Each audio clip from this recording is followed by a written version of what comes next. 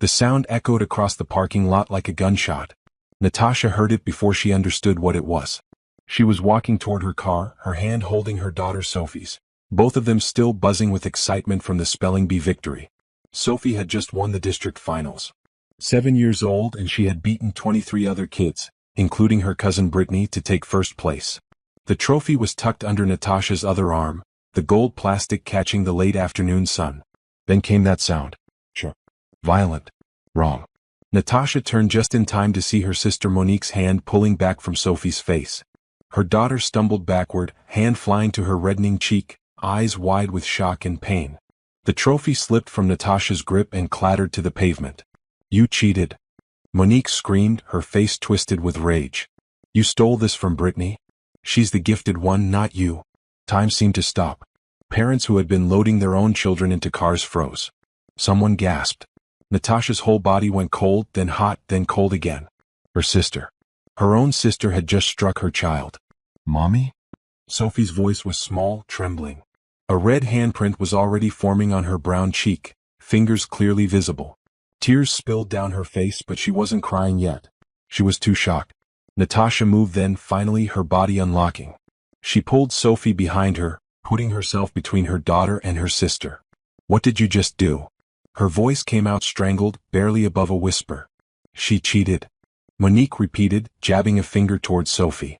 Brittany studied for months. She's in the gifted program at her school. Some little nobody doesn't just win against my daughter. She's 7 years old. Natasha's voice rose, shaking with fury and disbelief. You just hit a 7-year-old child. My child. Brittany stood beside her mother, crying now too, clutching her second-place ribbon. She looked confused and scared. Other parents were pulling out their phones. Someone was recording. A woman Natasha recognized from the SpellingBee approached quickly. I saw everything, the woman said quietly to Natasha. I'm calling the police. Don't you dare, Monique snarled. This is family business. You assaulted a child, the woman said firmly. In front of 50 witnesses. Natasha's hands were shaking as she knelt down to Sophie's level. Her daughter's cheek was swelling now, the handprint vivid against her skin. Sophie was crying in earnest now, big gulping sobs that broke Natasha's heart into pieces. Baby, look at me, Natasha whispered, cupping Sophie's face gently on the uninjured side. You're okay. You're safe. Mommy's here. Why did Aunt Monique hit me? Sophie asked between sobs. I didn't cheat, Mommy. I studied my words every night like you taught me. I know, baby. I know you did. Natasha pulled her daughter close, feeling Sophie's small body shake against her. Over Sophie's shoulder, she looked at her sister. Really looked at her. Monique's face was flushed, her eyes wild. This wasn't just anger about a spelling bee. This was something else. Something uglier. Jealousy. Resentment. How long had it been building? You're going to regret this, Natasha said quietly, her voice steady now despite the rage flowing through her veins. Are you threatening me? Monique laughed, but it sounded forced. You've always been the perfect one, haven't you? Perfect marriage, perfect house, perfect child. Well, Brittany is gifted. The school says so. She has a certificate. She shouldn't lose to some regular kid. Sophie is not some regular kid, Natasha said, standing now with Sophie held against her hip. She's your niece. And you just committed assault on a minor in front of dozens of witnesses. Police sirens wailed in the distance, getting closer. Monique's eyes widened. She grabbed Brittany's hand and started backing toward her car. This isn't over, Monique hissed. Mom and Dad will hear about this. About how you turned on family. Let them hear about how you hit my child, Natasha shot back. Let everyone hear about it. 2 police cars pulled into the parking lot. The woman who had called them approached the officers immediately, pointing at Monique. Other parents gathered around, all of them talking at once, all of them pointing at Monique, at Sophie's injured face. The next 2 hours were a blur. Statements given. Photographs taken of Sophie's cheek. Natasha sat in the back of an ambulance while a paramedic examined Sophie, documenting the injury. The paramedic was gentle but thorough, noting the clear handprint, the swelling, the way Sophie flinched when anyone reached toward her face. You'll want to take her to the hospital, the paramedic said quietly to Natasha. Get everything documented properly. This kind of injury, especially on a child. He didn't finish the sentence, but Natasha understood. Monique was questioned by police. Natasha watched from a distance as her sister argued, gestured wildly, pointed at Sophie and at Natasha. Brittany sat in Monique's car, face pressed against the window, still crying. Natasha felt a pang of sympathy for her niece. This wasn't Brittany's fault. She was just a child too, caught in her mother's jealousy and rage. When Natasha finally drove to the hospital with Sophie, the trophy sat in the back seat, forgotten. Sophie was quiet now, exhausted from crying, her cheek dark with bruising. Natasha gripped the steering wheel so hard her knuckles turned pale. Her phone buzzed constantly. Text from her parents. From other family members. Everyone had heard already. Her mother's message made her stomach turn. Monique says there was an accident at the spelling bee. What happened? Why are police involved? Please tell me you're not making trouble. Making trouble. As if Natasha was the problem. As if her sister hadn't just assaulted her child. She didn't respond to any of the messages. She focused on driving, on getting Sophie to the emergency room, on making sure her daughter was okay. Everything else could wait. At the hospital, a doctor examined Sophie's face, took more photographs, filled out forms. Child Protective Services was notified as a matter of protocol for any assault on a minor. A social worker came to speak with both Natasha and Sophie. It was nearly midnight when they finally arrived home. Gerald's car was in the driveway, which surprised Natasha. He had texted earlier that he was working late at the office. Again. He was always working late these days. She carried a sleeping Sophie into the house, the weight of her daughter both familiar and precious. Gerald emerged from the living room, loosening his tie. "Where have you been?" he asked, his tone annoyed. "I've been calling for hours." Natasha stared at him. "Sophie won the spelling bee," she said flatly. Then Monique slapped her in the face in the parking lot. "We've been at the hospital." Gerald blinked, processing this. "What?" "Your daughter has been assaulted by my sister. We've spent hours with police and doctors, and you didn't even know we were gone." "I was at the office," Gerald said defensively. "You know the Peterson account is demanding." Natasha carried Sophie past him toward her bedroom. "I know," she said, her voice hollow. "You're always at the office these days." She laid Sophie gently in bed, careful not to jostle her injured face. Her daughter mumbled something in her sleep, curling around her favorite stuffed elephant. Natasha sat on the edge of the bed, watching Sophie's chest rise and fall, the bruise on her cheek dark and angry even in the dim nightlight. How had everything fallen apart so quickly? This morning life had seemed almost normal. Busy, strained with Gerald's long hours and emotional distance, but normal. Tonight, her sister had struck her child, and her husband hadn't even noticed they were gone for 6 hours. Something inside Natasha shifted then. A decision made without fully conscious thought. She had spent years being the peacemaker, the understanding sister, the patient wife, the one who kept everything smooth and everyone happy. But her daughter's bruised face told a different story. It told her that being soft and accommodating hadn't protected the people she loved. It had only made her family think they could hurt her child without consequences. That ended tonight. Natasha kissed Sophie's forehead gently and went to face whatever came next. The emergency room had given Natasha printed instructions for monitoring Sophie overnight. Watch for signs of concussion, apply ice for swelling, give children's pain medication as needed. She read the papers 3 times sitting in Sophie's bedroom, the words blurring as exhaustion and adrenaline fought each other in her system. Through the wall, she could hear Gerald on the phone in their bedroom. His voice was low but animated. Still dealing with the Peterson account at midnight. Of course he was. Natasha's phone buzzed again. Another text from her mother. "Monique is very upset. She says she barely touched Sophie. Why would you involve police over a family disagreement?" Family disagreement. Natasha's hands clenched around the phone. Her 7-year-old daughter had a handprint bruised into her face, and her mother was calling it a disagreement. She typed back, "Look at the photo I sent. Look at Sophie's face. Then tell me that's barely touching her." The response came immediately. "Accidents happen when emotions run high. Monique feels terrible. She's your sister. We don't air family problems in public." Natasha's jaw tightened. There it was. The same message she'd heard her entire life. Family comes first. Don't make waves. Protect the family image. It didn't matter what Monique had done. It only mattered that Natasha was breaking the unspoken rule by involving outsiders. She put the phone face down on Sophie's nightstand and pulled the blanket higher over her sleeping daughter. Sophie's breathing was steady, her face relaxed despite the injury. It looked so small in her bed, surrounded by stuffed animals and SpellingBee word lists she'd practiced from. The door opened quietly. Gerald stood in the doorway, still in his work clothes, tie hanging loose around his neck. "Is she okay?" he asked softly. "The doctor said the swelling should go down in a few days. No concussion. Just bruising and trauma from being hit by her aunt in front of everyone she knows." Gerald winced. "I still can't believe Monique would do that." "Believe it? 50 people saw it happen. It's on video." He stepped into the room looking at Sophie with something like concern. It was more emotion than Natasha had seen from him in months. "What are you going to do?" "I'm going to press charges," Natasha said clearly. "I'm going to file a lawsuit. And I'm going to make sure Monique understands that you don't get to hurt my child without consequences." "Our child?" Gerald corrected automatically. Natasha looked at him. "When was the last time you helped her study her spelling words? When was the last time you went to one of her competitions? You didn't even know she had the district finals today." Gerald's face flushed. "I've been busy.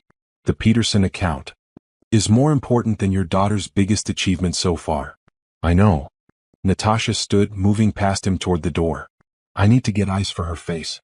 The doctor said to apply it every few hours." In the kitchen, she wrapped ice cubes in a clean towel, her movements mechanical. The house was too quiet. It had been too quiet for months now, she realized. Gerald was never home, and when he was locked in his office or on his phone. They barely spoke anymore except about logistics. Who would pick up Sophie? What bills needed paying? Whether they had milk? When had they stopped being a couple and become just roommates managing a household? Gerald followed her into the kitchen. "Maybe you should think about this," he said. "Suing Monique will tear the family apart." Monique tore the family apart when she hit Sophie. "She's your sister. Your only sister. And your parents are already upset. If you press charges, then they'll have to face what Monique did instead of pretending it didn't happen." Gerald leaned against the counter, studying her. "You're different tonight. My daughter was assaulted." "Yes, I'm different." "No, it's more than that. You're—" He seemed to search for the word. "Harder." Natasha met his eyes. "Maybe I needed to be harder a long time ago." Something flickered across Gerald's face. Guilt? Fear? Before Natasha could identify it, his phone buzzed in his pocket. He pulled it out, glanced at the screen, and his expression changed. "I need to take this," he said, already moving toward the hallway. "It's almost 1 a.m. The Peterson account is international. Time zones." He was walking away, phone to his ear, voice dropping to that low, animated tone again. Natasha stood alone in the kitchen, holding the ice pack. Through the doorway, she could see Gerald pacing in the living room, his free hand gesturing as he talked. The conversation went on for minutes. 5, 10, 15. She walked closer, not meaning to eavesdrop, just wanting to ask him to keep his voice down so he didn't wake Sophie. That's when she heard it. "I know, baby, I know. I'll try to get away tomorrow." "Yes, I miss you too." Natasha froze. "Baby." He had called someone baby. In that soft, intimate voice she hadn't heard directed at her in over a year. Gerald turned and saw her standing there. The color drained from his face. He lowered the phone slowly. "Natasha." "Who is she?" Natasha asked. Her voice sounded calm. Strange. Like it was coming from someone else. "It's not what you think." "Oh. She." Gerald's mouth opened and closed. He looked at his phone, then back at Natasha. "I can explain." "I'm sure you can. But first tell me who she is." "Her name is Simone. We work together." "It's not, we haven't." "Don't lie to me." Natasha's voice was still eerily calm. "You just called her baby at 1 a.m. How long?" Gerald sat down heavily on the couch, head in his hands. "A year," he said finally. "A little over a year." A year. While Natasha had been managing their household, raising their daughter, making excuses for his long hours and emotional distance, he had been with someone else for a year. "Did you know?" The words came out before Natasha could stop them. "When Sophie was winning spelling bees and learning to ride her bike and losing her first tooth, were you there? Or were you with Simone?" "It wasn't supposed to happen. It just developed." Natasha laughed, a harsh sound that made Gerald flinch. "Things don't just develop. People make choices. You chose to cheat on your wife and abandon your daughter for a year. I didn't abandon Sophie. You've been here physically but nowhere else. She asked me last month why Daddy doesn't want to play with her anymore. What was I supposed to say?" Gerald looked up at her and she saw it then. He didn't look guilty. He looked caught. There was a difference. "I want a divorce," Natasha said. The words came out clear and certain. She hadn't known she was going to say them until they were already in the air between them. "Wait. Let's talk about this." Maybe we can. Can what? Go to counseling? Work it out? You've been having an affair for a year, Gerald. You called another woman baby while our daughter sleeps upstairs with a bruise on her face from being assaulted. There's nothing to work out. You're upset about Monique. You're not thinking clearly. I'm thinking more clearly than I have in months. You can sleep in the guest room tonight. Tomorrow you can find somewhere else to stay. Gerald stood abruptly. You can't just kick me out of my own house. Watch me. They stared at each other across the living room. Natasha saw him calculating, weighing his options. She had never stood up to him like this before. She had always been the accommodating one, the peacemaker, the one who smoothed things over. Not anymore. Fine, Gerald said finally. But this isn't over. We'll need to talk about custody, assets, everything. Get a lawyer. Have them contact mine. You don't even have a lawyer. I'll have one by Monday. Natasha turned and walked back to Sophie's room, closing the door firmly behind her. She sat in the rocking chair next to Sophie's bed, the ice pack in her lap, and let herself shake. In one day she had lost her sister and her marriage. Her daughter had been hurt. Her parents had chosen Monique's feelings over Sophie's safety. Everything familiar had crumbled away. But underneath the shock and pain, something else was building. Something hard and bright and determined. She had spent her whole life trying to keep everyone else happy. She had bent herself into shapes to fit her family's expectations, her husband's needs, her sister's jealousy. Look where it had gotten her. Sophie stirred in her sleep, reaching for the stuffed elephant. Natasha stood and gently pressed the ice pack to her daughter's bruised cheek. Sophie mumbled but didn't wake. I promise you, Natasha whispered to her sleeping child, no one will ever hurt you like this again. Not Aunt Monique. Not Daddy. Not anyone. I'm going to protect you now. Really protect you. Her phone buzzed with another text from her mother. She didn't look at it. Instead, she opened her browser and searched for family lawyers in the area. Then lawyers who specialized in civil assault cases. It was 2 a.m, but Natasha started making a list. Everything she would need. Copies of hospital records. Contact information for witnesses from the SpellingBee. Video footage if she could get it. Bank statements. Gerald's work schedule for the past year showing all those late nights. By the time the sun started to rise, Natasha had filled pages in her notebook. Plans. Evidence. Steps to take. She had also called her bank and opened a separate account in her own name. Gerald didn't know it yet, but half of their joint savings was now somewhere he couldn't access it. Sophie woke as sunlight crept through the window. Her hand went immediately to her cheek. Mommy? It hurts. I know, baby. I'm going to give you medicine to help. Natasha helped Sophie sit up, giving her pain medication and water. How do you feel? My face hurts, and I had bad dreams.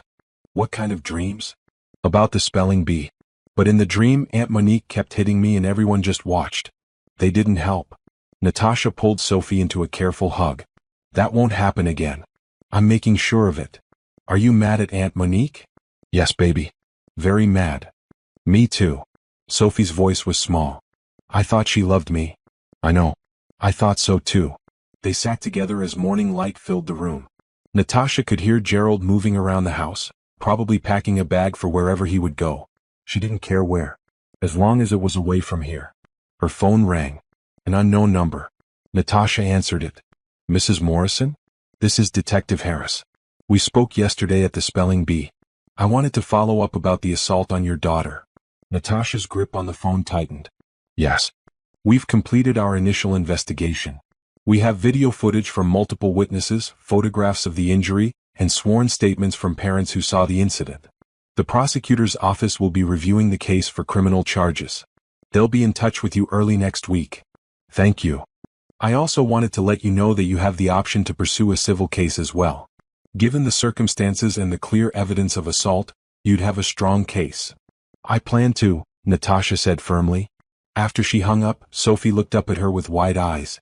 What's going to happen to Aunt Monique? She's going to face consequences for what she did. Real consequences. Will she go to jail? I don't know yet, baby. But she'll have to answer for hurting you. Sophie considered this. Good, she said finally. She should.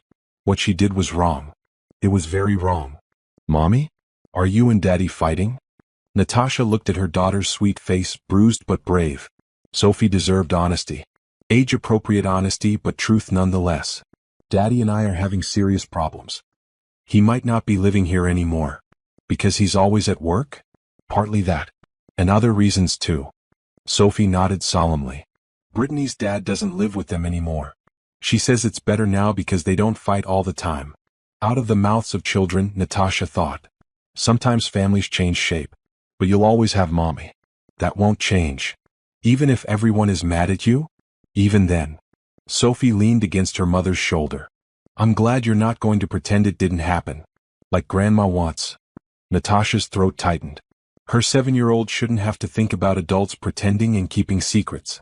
But maybe that's what happened when you protected children from reality too much. They learned that truth was flexible, that family loyalty mattered more than justice. Not this time. Not anymore.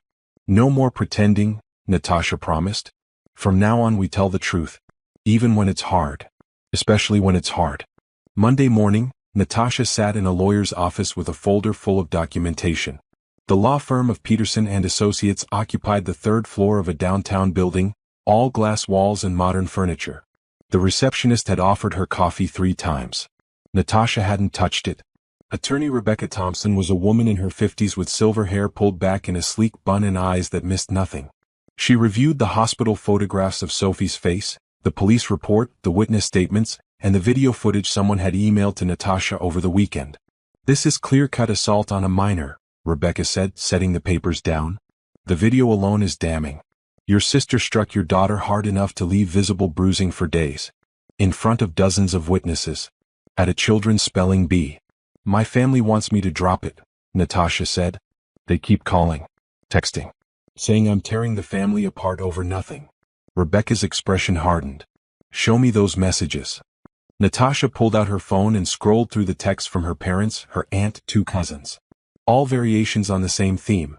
Family doesn't sue family, Monique didn't mean it, Sophie is fine isn't she, think about what this will do to the family name.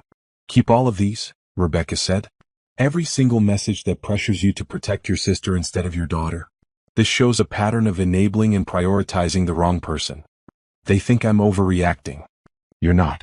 You're protecting your child from further harm. That's exactly what you should be doing. Rebecca leaned forward. Here's what I recommend. We file a civil suit against your sister for assault, battery, and intentional infliction of emotional distress. We seek damages for medical expenses, pain and suffering, and punitive damages to send a message that this behavior has consequences. Natasha nodded. And the criminal case? That's proceeding separately through the prosecutor's office.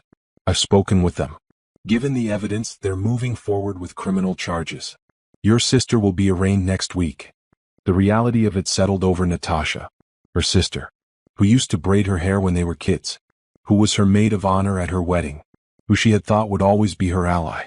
That person was going to be criminally charged with assaulting Sophie. Good, Natasha said quietly. Rebecca studied her. You're sure about this? Once we file, there's no going back. Your family will escalate their pressure. I'm sure. My daughter deserves justice. And my sister needs to learn she can't hurt people because she's jealous. Jealous? Natasha explained about Brittany's gifted label, about how Monique had always competed over everything, about the years of subtle comments and comparisons. How Sophie winning the spelling bee had apparently been the final straw. Rebecca took notes, her pen moving quickly. This gives us context. Your sister has a pattern of unhealthy competition with you and your daughter. That strengthens our case for intentional infliction of emotional distress. They spent another hour going over details. Natasha signed forms, authorized Rebecca to request medical records, provided contact information for witnesses. When she finally left the law office, she felt both exhausted and energized. Something was in motion now. Something she controlled. Her next appointment was across town. Another law office, another folder of documentation. This time, the papers were different.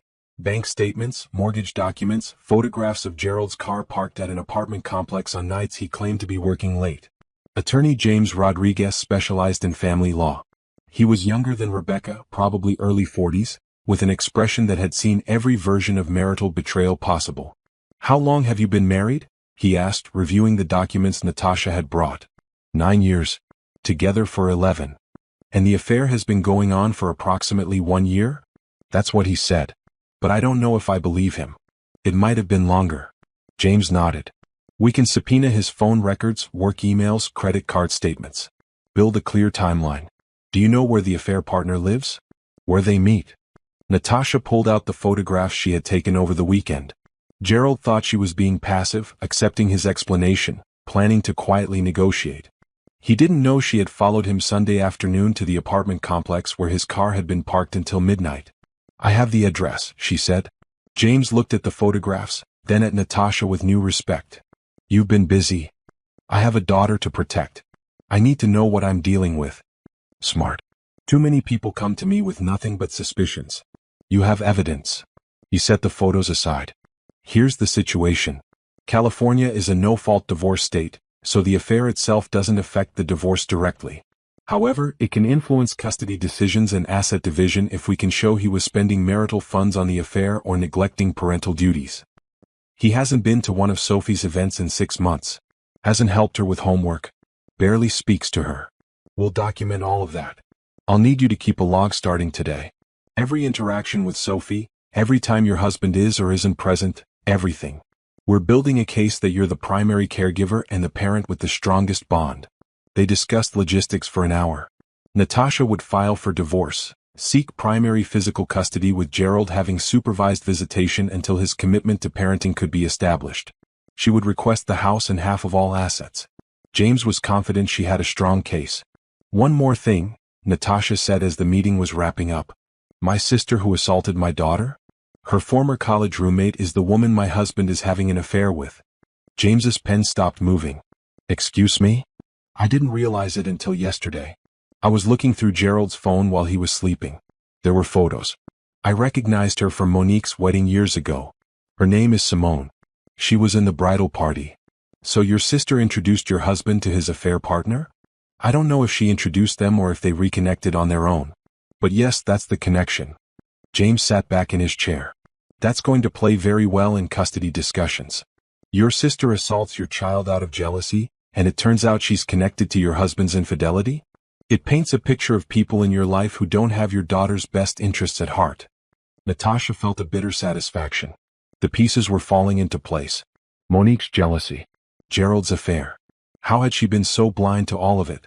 By the time Natasha picked up Sophie from her parents' house that afternoon, she felt like she had run a marathon. Her mother opened the door with a tight expression. Where have you been all day? Her mother demanded. I've been calling. I had appointments. What kind of appointments? Natasha looked past her mother to where Sophie was playing in the living room with coloring books. The bruise on Sophie's face was fading to yellow and purple now, still clearly visible. Legal appointments. I've filed a civil suit against Monique. And I'm filing for divorce from Gerald. Her mother's face went pale then red. You're what? I'm protecting my daughter. Since no one else seems interested in doing that. Natasha, this is insane. You can't sue your own sister. Watch me. Her father appeared in the doorway looking tired. Is this really necessary? Can't we handle this as a family? Family would have protected Sophie, Natasha said quietly. Family would have been horrified at what Monique did. Instead, you've all been making excuses for her and telling me to let it go. She's sorry? Her mother insisted. She called here crying. She said she didn't mean to hit Sophie so hard. She didn't mean to hit her so hard, Natasha repeated slowly. Not that she didn't mean to hit her at all. Just that she didn't mean for it to leave such obvious evidence. Her parents exchanged glances. Sophie had noticed the raised voices and was watching them nervously from the living room. Come on, baby, Natasha said to Sophie. Time to go home. We're not done talking about this, her mother said. Yes, we are. Unless you want to discuss how you're going to support your granddaughter through this instead of the person who hurt her. Sophie gathered her backpack and coloring books. She took Natasha's hand, pressing close to her side. As they walked to the car, Sophie looked up with worried eyes. Is Grandma mad at you? Grandma is confused about what's important right now. But we know what's important. Right, Mommy? Right, baby. We know exactly what's important. That night, after Sophie was in bed, Natasha sat at the kitchen table surrounded by papers. 2 lawsuits to file. A divorce to navigate. A daughter to protect and help heal. A job she'd been neglecting for days and would need to explain her absences to. Her phone rang. An unknown number. She almost didn't answer, but something made her pick up. Mrs. Morrison? This is Grace Chin from Channel 7 News. We received footage of the incident at the SpellingBee last week. We'd like to do a story about child safety at competitive events. Would you be willing to comment? Natasha's first instinct was to say no. Her mother's voice in her head, don't air family problems in public. But then she thought about Sophie's bruised face. About the messages from her family pressuring her to stay silent. About how many other children might be dealing with aggressive parents at these competitions. Yes, Natasha said. I'll talk to you. I think people should know what can happen when adults put too much pressure on children to win. After she hung up, she texted Rebecca Thompson. The news wants to interview me about the case. Is that okay? The response came quickly. It's your choice. It could help or hurt depending on how you handle it. If you decide to do it, stick to facts. No emotional outbursts. Tell the truth calmly. Natasha confirmed the interview for the next day. Then she opened her laptop and started typing. If she was going to do this, she was going to do it right. She wrote out exactly what had happened. The spelling bee. The victory. The assault. The aftermath. Every fact, clearly stated, without exaggeration or emotional language. Just the truth. When she was done, it was after midnight. Natasha saved the document and shut her laptop. Tomorrow she would tell her story to the news. She would let people see what happened when jealousy and pressure overtook common sense and family bonds. And if her family was embarrassed? If Monique faced public consequences? Good. Maybe that's exactly what needed to happen for anything to change. The television interview aired on Tuesday evening. Natasha sat on her couch with Sophie beside her, both of them watching as her own face appeared on screen. She looked tired in the footage but steady. Determined. My daughter won the district spelling bee fair and square, on screen Natasha said to the reporter. She studied for months. She earned that victory. And her aunt, my sister, responded by slapping her across the face in front of dozens of witnesses because she couldn't handle that her daughter came in second place. The camera cut to footage from the spelling bee parking lot. Someone's cell phone video, shaky but clear. There was Sophie holding Natasha's hand, both of them smiling. Then Monique approached, shouting. The slap echoed even through the phone's microphone. Sophie's head snapped to the side. Sophie made a small sound beside her on the couch. Natasha muted the television and pulled her daughter close. You okay, baby? I didn't know people were recording. Are you upset about it? Sophie thought about this. No. I'm glad. Now everyone knows what really happened. Aunt Monique can't say I was lying. Natasha's heart ached with pride and sadness. 7 years old and already learning that evidence mattered, that people would doubt her, that she needed proof to be believed. The interview continued on screen, the reporter's voice explaining in text at the bottom that criminal charges were pending and a civil lawsuit had been filed. The camera showed the spelling bee trophy, the hospital records with their images of Sophie's bruised face, the police report. Natasha's phone started buzzing immediately. She turned it off. She knew what the messages would say. Her family would be furious that she'd gone public. Let them be furious. The story was picked up by other news outlets overnight. By Wednesday morning, it was trending on social media. Hashtag spelling bee assault was everywhere. People were outraged. Think pieces appeared about competitive parenting, about family violence, about protecting children from adults who cared more about winning than well-being. Monique's name was included in some of the reports. Her photo appeared.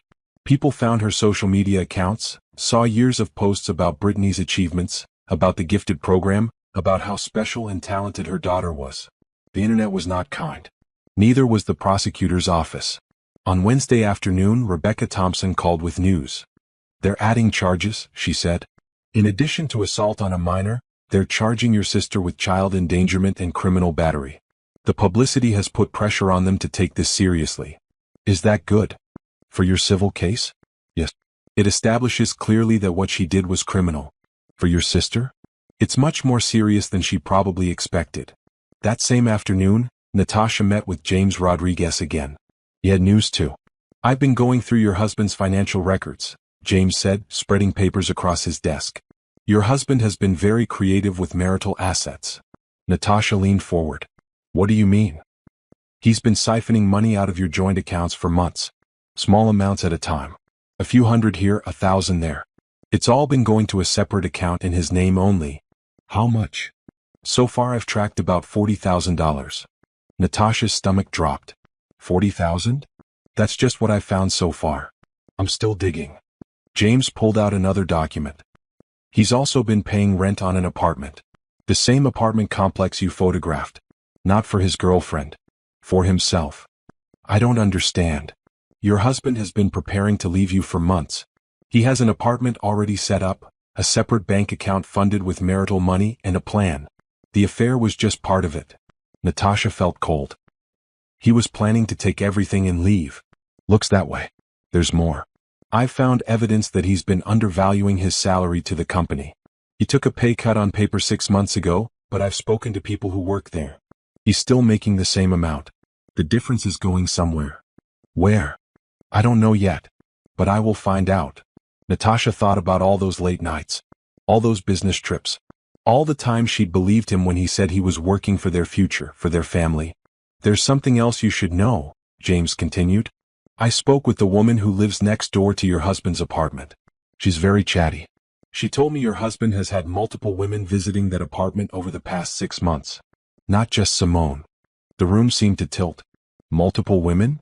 I don't have proof yet, but I'm working on it. Security cameras in the building, witness statements, that sort of thing. But if it's true, your husband hasn't just been having an affair. He's been living an entirely separate life. Natasha sat back in her chair trying to process this. Everything she had thought she knew about her marriage, about Gerald, was a lie. While she had been home with Sophie, managing the household, trusting him, he had been building an exit strategy that would leave her with nothing. Can we get the money back? She asked. The $40,000? We'll demand it in the divorce settlement. He moved marital assets without your knowledge. That's going to look very bad for him in court. What else do we need to prove this? James smiled grimly. You let me worry about that. But I will need you to do something for me. I need access to the house to look for documents. Financial records, papers he might have hidden, anything that shows his planning. He moved out. He took some clothes but left most of his things. I can let you in. Perfect. I'll bring a forensic accountant. We're going to find every penny he tried to hide. That evening, Natasha sat with Sophie working on homework when her phone rang. A number she didn't recognize but local. Hello. Natasha, it's Monique. Natasha's hand tightened on the phone. She hadn't spoken to her sister since the SpellingBee parking lot. You shouldn't be calling me. I have a lawyer. I know. I saw the news. How could you do that to me? To our family? How could I? Natasha's voice was ice. You hit my daughter in the face. You assaulted a 7-year-old child out of jealousy. And you're asking how I could do this to you. I made a mistake. I lost my temper. But you've destroyed my reputation. People are sending me death threats. I lost my job. You lost your job because you committed assault on a minor on camera. That's called consequences. I'm your sister. You were my sister. Then you hurt my child. There was silence on the line. Then Monique's voice, smaller now. I didn't mean to hurt her that badly. Brittany has struggled so much with school. The gifted program was supposed to help her confidence. And then Sophie just wins everything so easily. It's not fair. Life isn't fair. But that doesn't give you the right to hit a child. What about Simone? Monique asked suddenly. Natasha froze. What about her? You're going after Gerald in the divorce. Taking everything. But Simone is involved too. She broke up your marriage. Did you introduce them? Natasha asked directly. Silence. Then, she asked about him at my birthday party last year. Said she remembered him being cute at the wedding. I thought they were just flirting. I didn't know it would turn into an affair. But you didn't stop it. I didn't know. You knew enough. You saw them together at family events. You never said anything. More silence. Natasha could hear Monique breathing, could imagine her sister trying to find the right words to defend herself. You've always had everything, Monique said finally. The perfect marriage, the smart daughter, the nice house. Meanwhile, I'm a single mom struggling to make Brittany's life special. Maybe part of me was glad when things started to fall apart for you. Natasha closed her eyes. There it was. The truth under all the excuses. You were glad my marriage was falling apart. Not glad. Just less alone. And when my daughter beat yours at the spelling bee, that was too much. You couldn't even have that one thing.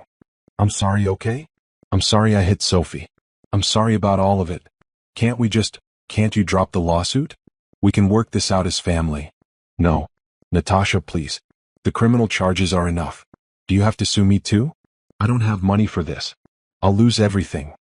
You should have thought of that before you hit my daughter. She's fine. The bruise is healing. Why are you being so vindictive? Natasha thought about that word. Vindictive.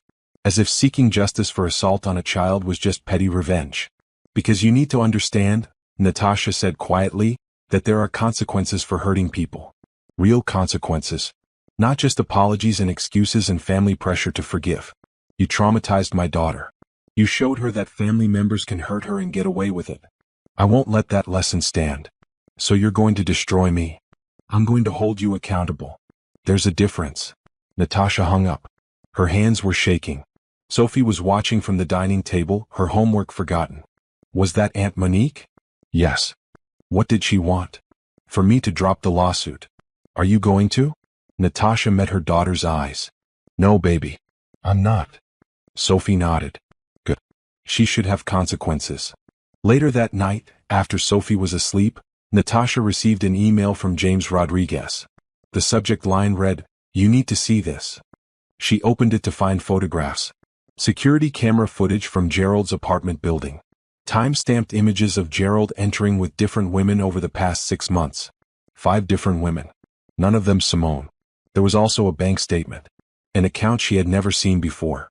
With deposits totaling over $70,000. All of it money from their joint accounts, transferred slowly over 8 months. Natasha read James's message below the attachments. Your husband has been planning this for nearly a year. He's been hiding money, underreporting income, and yes, seeing multiple women. I have evidence of at least 5 different affair partners. He was planning to leave you with nothing and claim you were an unfit mother to get primary custody of Sophie. We have all the evidence we need to destroy his case. Call me in the morning. We need to move fast. Natasha sat in the dark living room, the glow of her laptop the only light. Her marriage had been a lie for almost a year. Gerald hadn't just had an affair. He had systematically planned to destroy her life, take her daughter, and leave her with nothing. And Monique had been complicit, introducing him to at least one of his affair partners, watching it happen, saying nothing. The rage that had been simmering since the SpellingBee parking lot crystallized into something hard and focused. They had underestimated her. They had thought she would be passive, accepting, willing to forgive and forget for the sake of peace. They were wrong. Natasha opened a new email and started typing. To James Rodriguez, to Rebecca Thompson, to the prosecutor handling Monique's criminal case. She attached every piece of evidence she had. Every text message, every photograph, every document.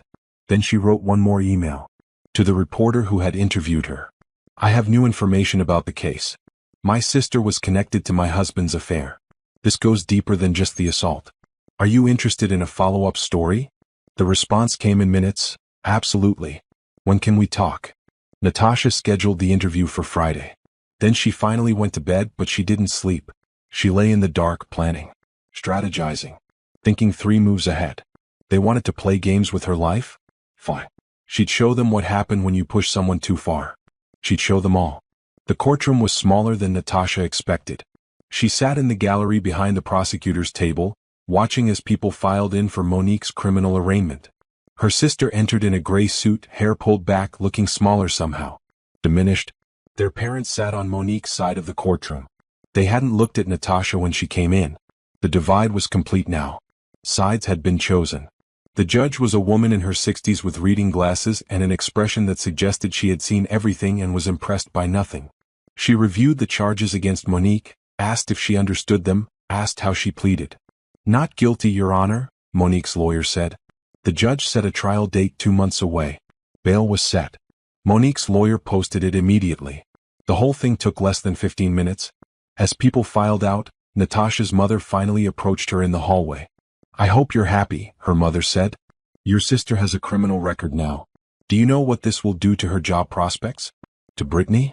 She has a criminal record because she committed a crime, Natasha replied evenly. Not because I reported it.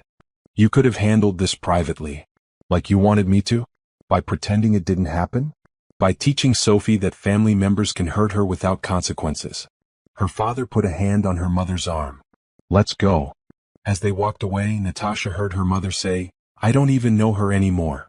The words hurt, but not as much as they would have a month ago. Natasha was learning that sometimes the people who say they love you are really just comfortable with who you used to be. The version of you that didn't make waves or demand justice or protect yourself. She wasn't that version anymore. The civil trial for the lawsuit against Monique was scheduled for 3 weeks later. Rebecca Thompson prepared Natasha thoroughly. They practiced testimony, reviewed evidence, discussed what the defense might argue. They'll try to paint you as vindictive, Rebecca explained, as someone using the legal system for revenge because you're angry about your divorce. I filed the lawsuit before I knew about the full extent of Gerald's planning. I know. But they'll imply the timing is suspicious. That you're lashing out at your whole family because your marriage fell apart. So how do we counter that? By focusing on Sophie. This isn't about you. It's about protecting a child who was assaulted.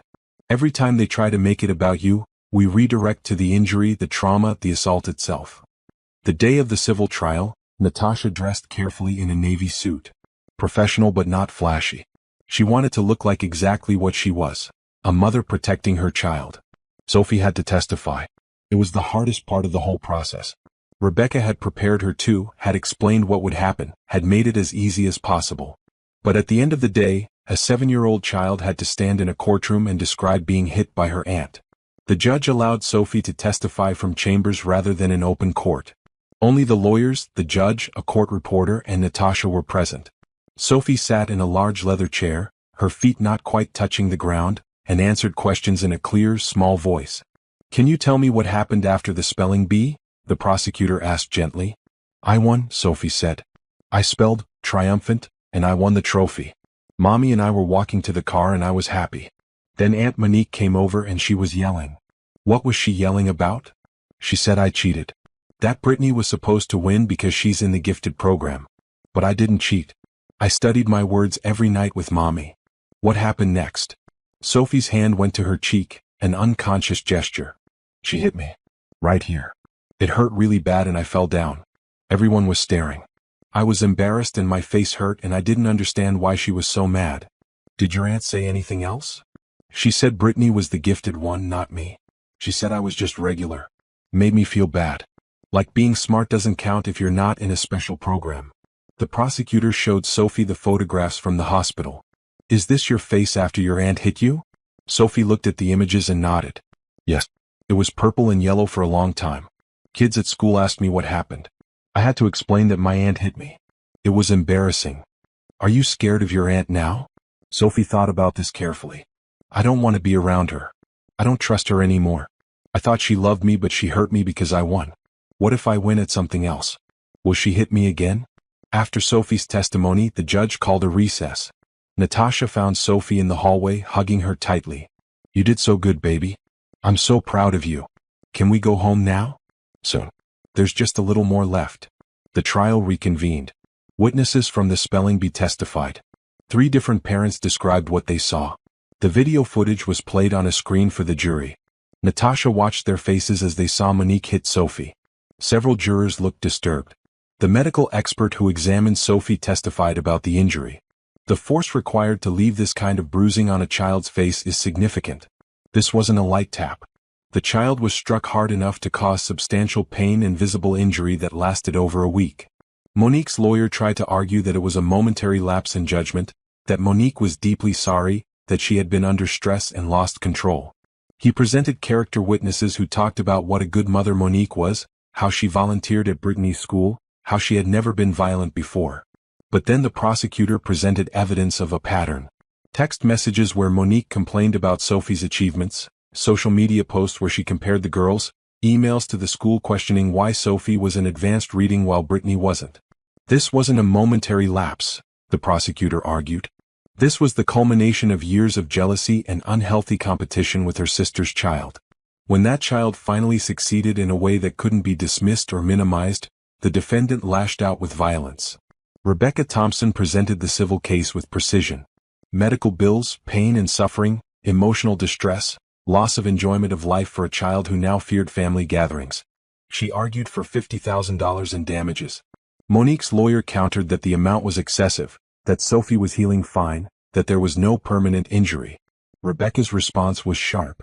There may be no permanent physical injury. But what about the permanent emotional injury of learning that family members who claim to love you will hurt you if you outshine them? What about the permanent lesson that success is dangerous? That being smart and talented makes you a target? Those injuries don't heal in a week. The jury deliberated for 3 hours. When they returned, the forewoman read the verdict. "We find in favor of the plaintiff, Natasha Morrison, on behalf of minor child Sophie Morrison. We award damages in the amount of $60,000. Natasha felt the air leave her lungs. They had won. More than she asked for. The jury had seen the truth and responded. Monique made a sound like a wounded animal. Their mother was crying. Their father sat stone-faced. Outside the courtroom, reporters were waiting. The case had attracted media attention because of the earlier news coverage. Rebecca made a brief statement. Justice was served today for a child who was assaulted simply for being talented. This verdict sends a message that children deserve protection, even from family members. A reporter called out, "Natasha, how does it feel to sue your own sister?" Natasha stepped forward. "It feels like protecting my daughter. Which is what I'll always do. Family doesn't mean accepting abuse. It means holding each other to high standards and facing consequences when we fail to meet them." The criminal trial for Monique's assault charge was scheduled for 2 weeks later. That trial was quicker. The evidence was overwhelming. The jury took less than an hour to find Monique guilty of assault on a minor and child endangerment. The judge sentenced her to 1 year in jail, suspended to probation, 200 hours of community service, mandatory anger management classes, and 5 years probation. If she violated probation or committed any other offense, the jail time would be enforced. Monique wept as the sentence was read. Brittany, sitting with Natasha's parents, cried too. Natasha felt a pang of sympathy for her niece. None of this was Brittany's fault. She was just a child caught in her mother's jealousy and rage. After it was all over, after the courtroom emptied and the reporters dispersed, Natasha sat in her car in the parking garage. She had won both cases. Monique would pay damages, serve probation, and have a criminal record. Justice had been served. So why didn't she feel satisfied? Her phone rang. Gerald's lawyer. "Mrs. Morrison, we need to schedule a meeting about the divorce settlement. My client is willing to negotiate. Tell your client to talk to my lawyer. I have nothing to say to him." She hung up. James Rodriguez had sent her an update that morning. They had found more hidden assets. Gerald had been even more dishonest than they initially discovered. The total amount he'd hidden was over $90,000. James was building a case that would demolish Gerald's attempt to claim he deserved primary custody or a larger share of assets. The evidence of multiple affairs, hidden money, and parental neglect was damning. Natasha drove home, picked up Sophie from school, and made dinner. Normal things. Routine things. But nothing felt normal anymore. She had sued her sister, exposed her husband, broken with her parents. She had won in court. Twice. But she had also lost her family. The family she had grown up with, the sister she had loved, the parents who she thought would always support her.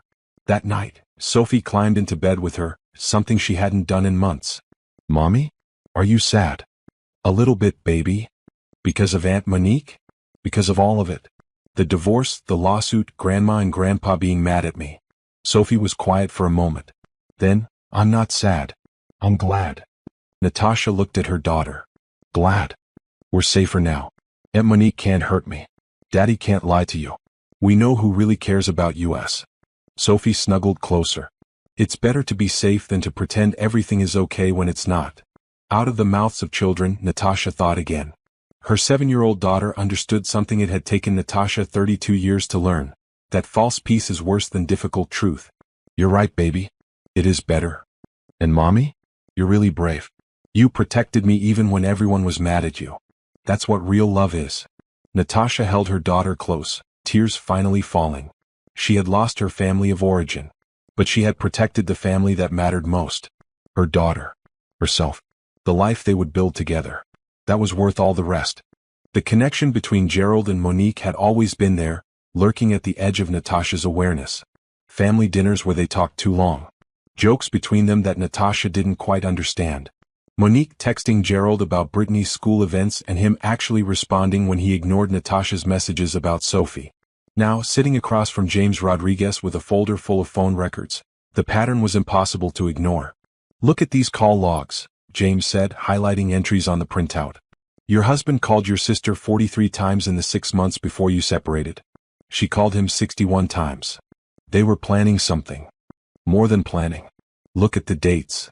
James pointed to clusters of calls. "Right after your anniversary dinner when you told me Gerald seemed distant. Right before he claimed he had to travel for work but was actually at that apartment. Right after Sophie won her first spelling bee 3 months ago." Natasha's stomach turned. Monique was keeping him updated about Sophie. And probably doing more than that. I've been going through the text messages we recovered from his phone backup. James pulled out another document. Your sister was actively encouraging the affair. Look at this one from 3 months ago. The text message was displayed on the page. Simone says Natasha has no idea. You're being too careful. Just file for divorce already. Tell the court she's an unstable mother and get full custody. Trust me, I know my sister. She'll fold. Natasha read it 3 times. Her own sister. Advising her husband on how to destroy her and take her child. There's more, James said quietly. He showed her another text, this one from Monique to Simone. Keep doing what you're doing. Once Natasha is out of the picture, Gerald can do better. She's always been so needy anyway. Maybe losing everything will teach her humility. She wanted me to lose everything, Natasha whispered. It appears your sister has been working against you for a long time. The SpellingBee assault wasn't an isolated incident. It was part of a pattern of undermining you. James showed her more evidence. Emails where Monique told people about Gerald's affair before Natasha even knew. Messages to family members painting Natasha as a bad mother, too focused on Sophie's achievements, pushing her daughter too hard. She was building a narrative, Natasha realized. Setting it up so when Gerald filed for divorce and claimed I was unfit, people would believe it. Exactly. Your sister is many things, but she's not stupid. She was laying groundwork. But why? What did she gain from any of this? James leaned back in his chair. From what I can tell, your sister wanted to see you fail. To prove that she wasn't the only one struggling. That your perfect life was a lie. There's a psychological term for it, Schadenfreude. Joy in others' suffering. Natasha thought about their childhood. How their parents had always compared them. How Monique had never quite measured up in their mother's eyes. How Natasha's early marriage to Gerald had been held up as proof of her success while Monique's divorce was treated as failure. She had never wanted that comparison. She had tried to support Monique. But maybe her very existence had been a threat. We can use this in the divorce, James continued. Your husband conspiring with your sister to take your child? To paint you as unstable? The family court judge will not look kindly on that. What about Simone? What about her? Can we go after her? For alienation of affection or something? James shook his head. California doesn't recognize alienation of affection claims. But we don't need to sue her. She's Gerald's problem now. And from what I've been hearing, she's not happy about being exposed publicly. Good. There's something else you should know. James pulled out another document. Gerald has been taking money from Sophie's college fund. Small withdrawals over time. About $15,000 total. Natasha's hands clenched into fists. He stole from his own daughter? That's how the court will see it. He had access to that account as a joint holder. He moved money out systematically. We can prove where it went, to that separate account, to funding his apartment, to paying for hotel rooms with his various affair partners. I want it back. All of it. We'll demand it in the settlement. Plus interest. Plus compensation for the breach of fiduciary duty to his daughter. The divorce proceedings intensified over the next week. Gerald's lawyer tried to negotiate, arguing that Natasha was being unreasonable in her demands. She wanted the house, primary custody, child support, and full repayment of all hidden marital assets plus the college fund theft. Gerald's lawyer countered with an offer. Joint custody, Gerald keeps his retirement accounts, they split the house equity 50-50, no repayment of the college fund. Natasha's response was delivered through James. Absolutely not. See you in court. Gerald tried calling her directly, something he wasn't supposed to do. Natasha recorded the call. You're being ridiculous, Gerald said. I made one mistake and you're destroying my entire life. One mistake. You had multiple affairs, hid almost $100,000, stole from your daughter's college fund, and conspired with my sister to take Sophie away from me. That's not one mistake. That's a calculated plan. The judge will see you're just being vindictive. The judge will see evidence of everything you did. Phone records, bank statements, video footage, text messages with Monique about how to make me look unstable. How do you think that will play? Silence on the line. Then, what do you want? I want what I'm entitled to. What Sophie is entitled to. I want you to pay for your choices. I can't afford what you're asking for. The lawyer's fees alone are destroying me. Then maybe you should have thought about that before you started lying. She hung up, played the recording for James. Is this helpful? Very. He admitted on tape that he conspired with your sister. That strengthens our case even more. The divorce trial was set for 6 weeks away. In the meantime, Natasha focused on rebuilding her life. She had gone back to work at the marketing firm where she'd been employed part-time. Her boss, understanding about the legal proceedings, had given her flexibility with hours. But Natasha found herself thinking bigger. The lawsuits, the media attention, the process of fighting for Sophie, it had awakened something in her. A sense of purpose she hadn't felt in years. One evening, she sat at the kitchen table with her laptop, researching nonprofit organizations that help children in competitive academic environments. There were programs for bullying prevention, for mental health support, but nothing specifically addressing the pressure and family dysfunction that could surround children who excelled academically. Sophie watched from the couch, working on homework. "What are you doing, Mommy?" "Research for an idea I have." "What kind of idea?" "What if we helped other kids like you? Kids whose families put too much pressure on them. Or kids who get hurt because their parents are too competitive." Sophie's eyes lit up. "Like a support group?" "Maybe. Or maybe something bigger.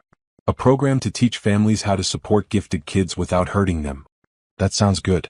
Lots of kids at my school have mean parents about grades." Natasha started taking notes. A nonprofit focused on healthy competitive parenting.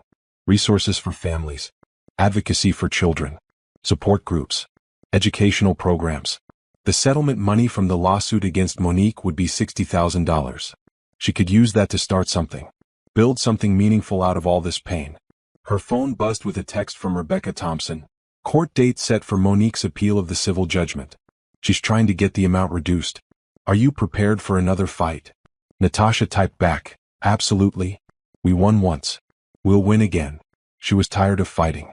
Tired of courtrooms and lawyers and family drama. But she wouldn't back down. Not now. Not when she was so close to being free of all of it. The next morning, Natasha received a call from her mother.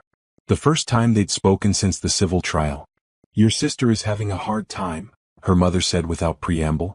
"She can't find work with a criminal record. She's struggling to pay rent. Brittany is seeing a therapist because of all this stress." "I'm sorry Brittany is struggling. She doesn't deserve any of this. Neither does Monique. She made one mistake." "No, Mom. She made dozens of mistakes over years. The assault was just the one that happened publicly. We're family. Family forgives. Family also protects children. You chose Monique's comfort over Sophie's safety. That's your choice to live with. When did you become so cold?" "When I realized that being warm got my daughter hurt." "I'm not cold. I'm clear. There's a difference." Her mother hung up without saying goodbye. Natasha stood in her kitchen, feeling the familiar ache of family rejection, but also feeling something new. Relief. She didn't have to carry their dysfunction anymore. She didn't have to twist herself into shapes to keep the peace. She could just be herself. Protect her daughter. Build her life. That was enough. That evening, Sophie came home from school with an announcement.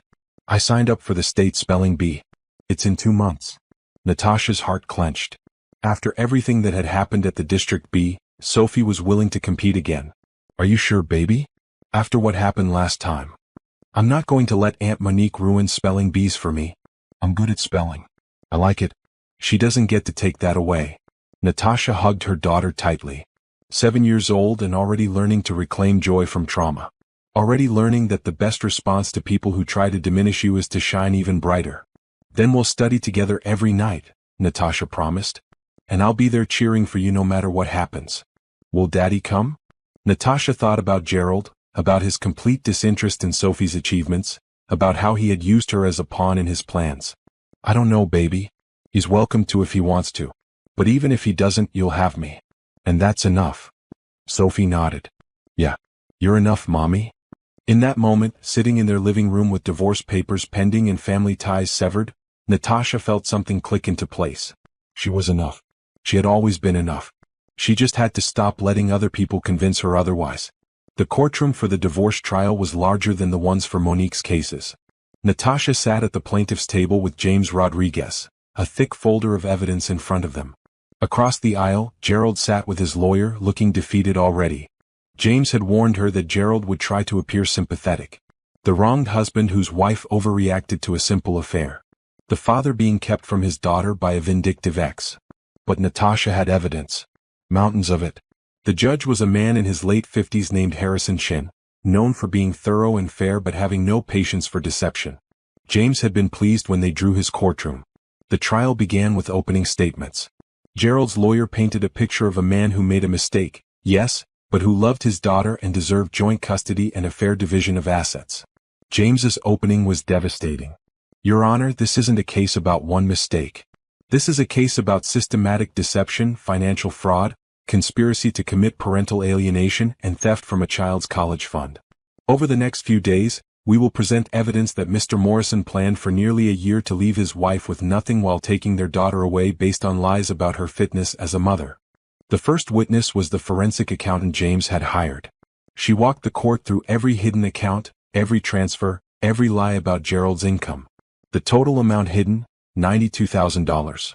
Gerald's lawyer tried to argue that these were legitimate business accounts, money set aside for investments.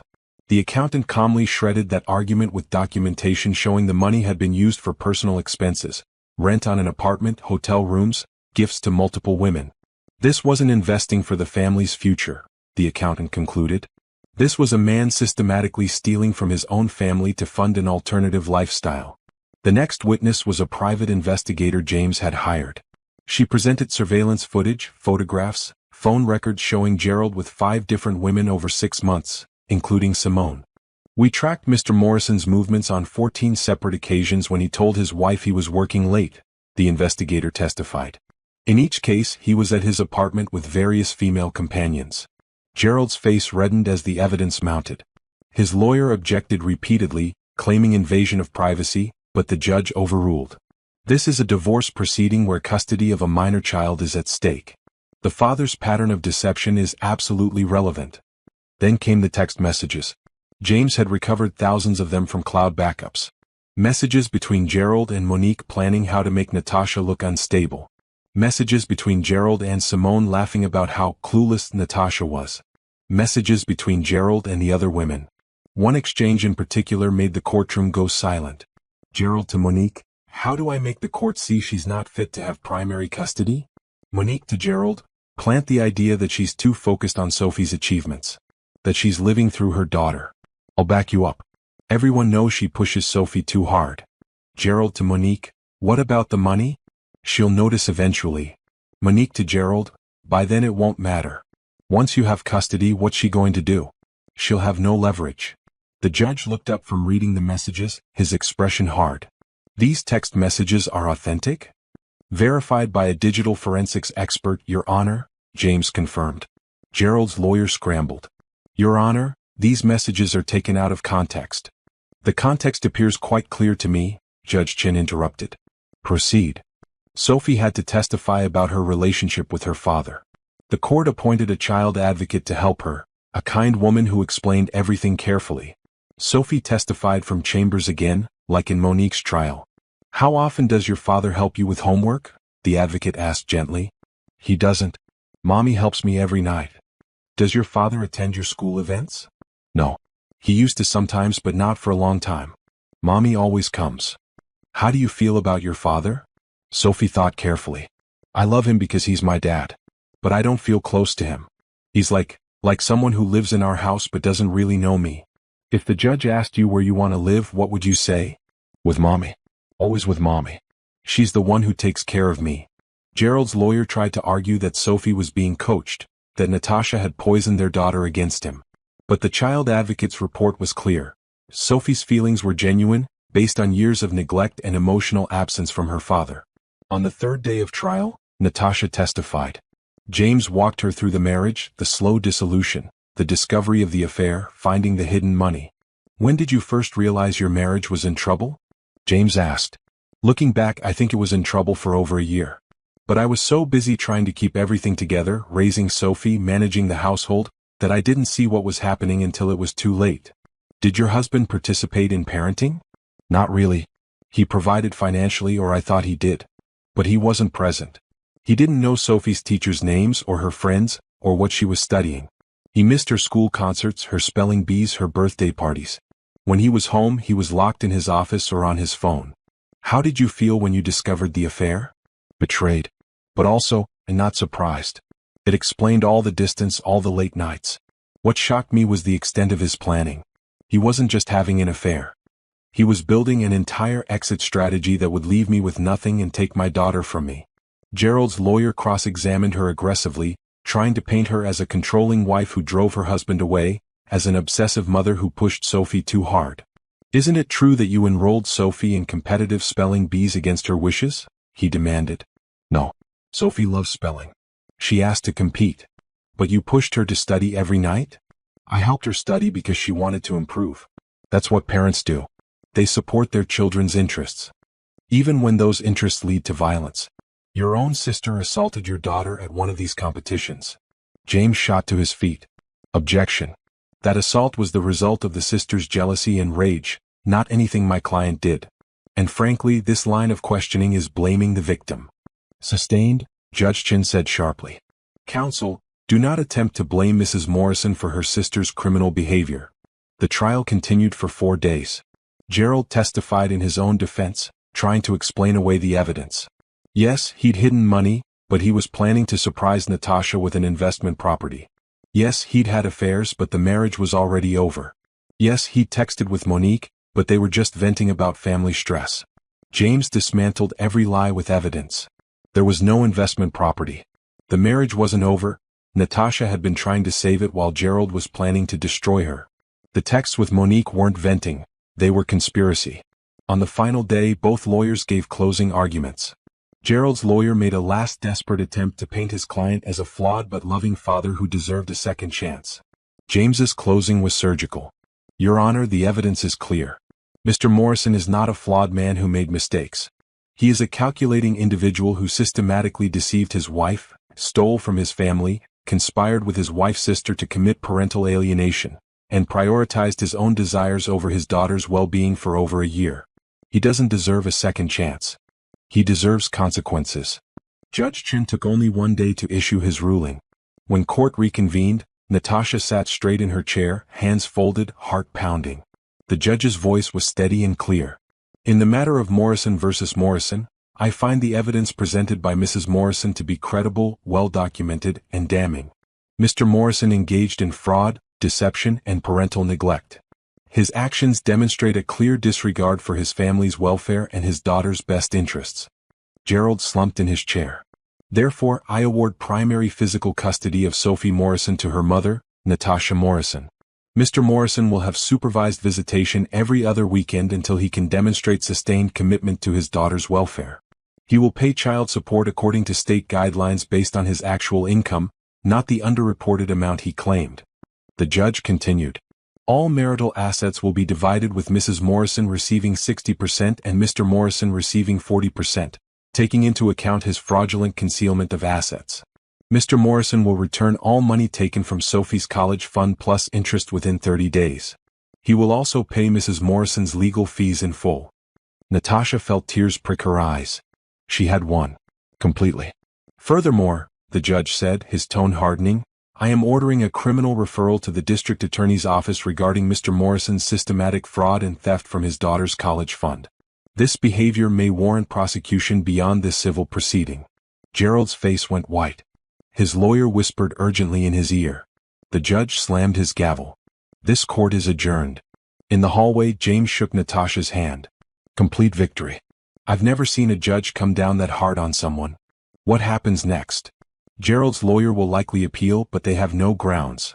The evidence was overwhelming. You'll get the house, the money, primary custody, everything you asked for and more.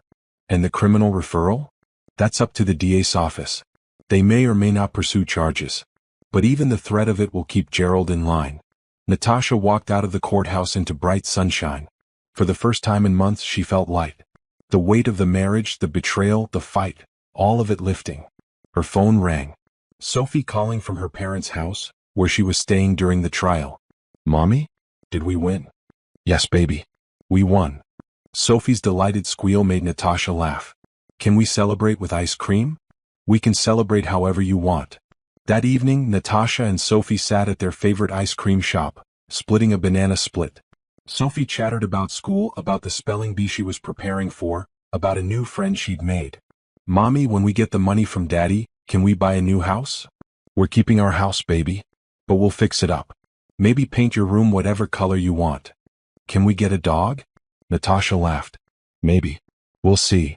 They walked home as the sun set, holding hands. Their house looked different to Natasha now. Not a place she was trapped in a failing marriage. Just home. Her and Sophie's home. The next week, Monique's appeal of the civil judgment was denied. She would pay the full $60,000. Her lawyer sent a message through Rebecca. Monique wanted to negotiate a payment plan. She doesn't have the money all at once, Rebecca explained. She's asking for monthly payments over 5 years. Natasha considered this. She could refuse, force Monique into bankruptcy. Part of her wanted that. The vindictive part that Monique's lawyer had accused her of having. But the better part, the part that was building something new, knew that vengeance wasn't the same as justice. Monthly payments are fine, Natasha said. But if she misses one, I'll pursue full collection. I'll draft the agreement. 2 months after the trials ended, Natasha sat in a lawyer's office for a different reason. She was filing paperwork to establish a non-profit organization. The Educational Advocacy Foundation for Children would provide resources, support groups, and legal assistance to children facing unhealthy family pressure around academic achievement. It would offer counseling, mediation services, and workshops for parents. The seed money was the settlement for Monique's assault case. $60,000 to help other children avoid what Sophie had experienced. Natasha had hired a small team, a child psychologist, a family therapist, and an education specialist. They were developing programs, reaching out to schools, building a website. It felt right. Taking the worst thing that had happened and transforming it into something that could help others. The paperwork was approved in 3 weeks. The Educational Advocacy Foundation for Children was officially a registered nonprofit. Natasha was its founder and director. She had gone from betrayed wife and victim of family violence to business owner and advocate. She had taken back her power, built something meaningful, and she was just getting started. The house felt different after all the furniture was rearranged. Natasha had painted the living room a soft gray, replaced the couch where she discovered Gerald's affair, hung new artwork, bright, optimistic pieces chosen by Sophie. They had donated Gerald's clothes and personal items, keeping only what Sophie wanted. A few photographs, his college sweatshirt that Sophie liked to sleep in. The rest was gone. The marriage was gone. The old life was gone. In its place, possibility. The Educational Advocacy Foundation for Children launched officially in March, 4 months after the SpellingBee assault. Natasha had rented a small office space downtown, hired 2 part-time staff members, and begun accepting clients. The first family who came to them was a mother whose son had been pulled out of advanced classes by his father because the father was jealous of the boy's intelligence. The parents were divorcing, and the mother wanted help fighting for her son's educational rights. Natasha sat with her in the office, listening to the story, seeing herself reflected in this woman's fear and determination. "We can help," Natasha said. "We have a lawyer we work with who specializes in educational advocacy in family court. And our therapist can work with your son to help him process the conflict." The woman started crying. "I thought I was alone in this. I thought no one would understand." "You're not alone. This happens more than people realize. Parents who compete with their children, who sabotage their success out of jealousy or fear. We're here to stop that pattern." Over the next weeks, more families came. A father whose ex-wife was telling their daughter she was too smart for her own good and punishing her for good grades. A grandmother seeking custody of her gifted grandson because both parents were pressuring him to fail to avoid making his siblings jealous. Each case broke Natasha's heart. Each one reinforced why this work mattered. The foundation began offering free support groups for children dealing with family pressure. Sophie attended the first one, nervous but excited to meet other kids who understood what she'd been through. "There were 8 of us," Sophie reported after the first meeting, "and everyone had stories like mine. One girl's dad hit her for getting an A instead of an A+. Another kid's mom makes them study 6 hours every day and screams at them if they miss a question. How did it feel to talk about your experience? Good. Nobody acted like I was weird or like Aunt Monique hitting me was my fault. They got it." The support groups grew. Children's groups, parents groups, family mediation sessions. The foundation's therapist, Dr. Patricia Hayes, was brilliant at creating safe spaces for difficult conversations. Natasha found herself speaking at schools and parent organizations, sharing her story, educating people about the line between supporting excellence and creating toxic pressure. "My daughter won a spelling bee," she would tell audiences. "And her aunt slapped her for it. That's an extreme example. But how many of you have seen parents at sports events screaming at their kids? Teachers being berated for not giving higher grades? Siblings being compared constantly? It's all on the same spectrum of putting adult ego ahead of child welfare. The response was powerful. Parents thanked her for speaking up. Teachers asked for resources. School districts invited the foundation to develop anti-pressure curricula. 6 months after launch, the foundation had helped 43 families, facilitated 12 custody evaluations focused on educational welfare, and prevented at least 3 cases of potential abuse caught early through screening. Natasha had found her purpose. She had also found something else unexpected: peace. Not the false peace of pretending everything was fine. Real peace. The kind that comes from knowing yourself, protecting what matters, and building something meaningful from pain. Sophie thrived in this new environment. She continued competing in spelling bees, winning 2 more district competitions and placing 3rd at state. But the competitions felt different now. Lighter. They were about Sophie's joy in language, not about proving anything to anyone. "I don't even care if I win anymore," Sophie told Natasha before the state bee. "I just like learning the words. And when I get one right, it feels good. That's enough." "When did you get so wise?" "I learned from you, Mommy. You taught me that the best revenge is being happy." Natasha hugged her daughter, throat tight with emotion. 7 years old. Now, growing up so fast. Becoming someone strong and kind and clear-sighted despite everything she'd been through. Or maybe because of it. Gerald had minimal involvement in their lives. He showed up for his supervised visits, but they were awkward and surface level. He didn't know how to talk to Sophie anymore. Maybe he never really had. After 6 months of supervised visits, his lawyer petitioned for unsupervised time. James opposed it, arguing that Gerald hadn't demonstrated consistent commitment. The court ordered another evaluation. The evaluator's report was damning. Mr. Morrison shows little understanding of his daughter's interests, educational activities, or emotional needs. During observed visitations, he spends most of the time on his phone while Sophie plays alone. He has not attended any school events, parent-teacher conferences, or medical appointments. His commitment to parenting appears performative rather than genuine. The judge denied the petition for unsupervised visits. Gerald would remain on supervised visitation for another 6 months before being re-evaluated. Simone had disappeared from the picture. Natasha heard through mutual acquaintances that she and Gerald had broken up shortly after the divorce was finalized. Apparently, dating a married man was more exciting than dealing with a divorced man with serious child support obligations and a damaged reputation.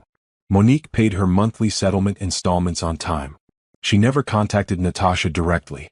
Natasha heard through her father, they still spoke occasionally carefully, that Monique had moved to another state, found work in a different field, and was in therapy working through her jealousy issues. Brittany stayed with their parents part-time while Monique got her life together. Natasha felt sad for her niece, but there was nothing she could do. She had to focus on her own daughter's welfare. One Saturday in September, Natasha was working at the foundation office, reviewing grant applications.